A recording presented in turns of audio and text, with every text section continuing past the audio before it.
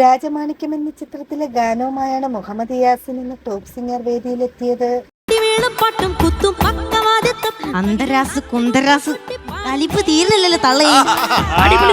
ഗിരീഷ് പുത്തഞ്ചേരികളുടെ വരികൾക്ക് പ്രതി പള്ളുരുത്തി ആലപിച്ച ഗാനമാണ് താരം മനോഹരമായി ആലപിക്കുന്നത്. ശ്രവണാനന്ദകരവും നയനാനന്ദകരവുമായിരുന്നു. താരത്തിന്റെ മനോഹരാലാപനങ്ങൾക്കും പ്രകടനങ്ങൾക്കും 100 മാർക്ക് കിട്ടട്ടെ എന്ന് നമുക്ക് ആശംസിക്കാം. ടോട്ടലി നോക്കുമ്പോൾ ഒരു സൂപ്പർ സംഭവം. ഡാൻസ് ഒക്കെ ഒരു നിവൃത്തി ശേഷം കാഴ്ചയിൽ എന്ന ചിത്രത്തിലെ ഗാനവുമായാണ് സനിക ഇന്ന് ടോപ്പ് സിംഗർ വേദിയിലെത്തിയത്. ഒരു ക്ലീൻ സിംഗിങ്, നല്ല ടാലന്റഡ് ആണ് മക്കൾ, അതൊരു സംശയം.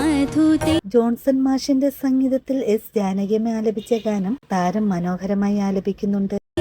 ശരിക്കും ശ്രേയാ ഘോഷലിന്റെ ഒരു വോയിസ് ഒരു ഇതുണ്ട്. മുടിയുടെ കളർ ഇപ്പോഴും ഉണ്ടല്ലേ?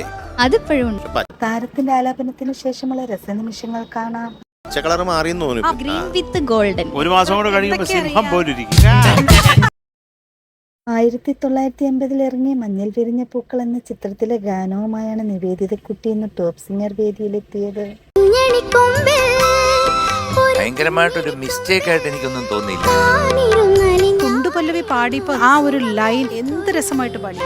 എസ് ജാനകിയമ്മ ആലപിച്ച ഗാനം അതേ മനോഹാരിതയിലാണ് താരം ആലപിക്കുന്നത്. നല്ല രസമുള്ള ഒരു പാട്ട്, ബ്യൂട്ടിഫുൾ ആയിട്ട് പാടി. താരങ്ങളുടെ ഈ മനോഹരാലാപനങ്ങൾ കാണാൻ നമുക്ക് കാത്തിരിക്കാം. അടിപൊളി.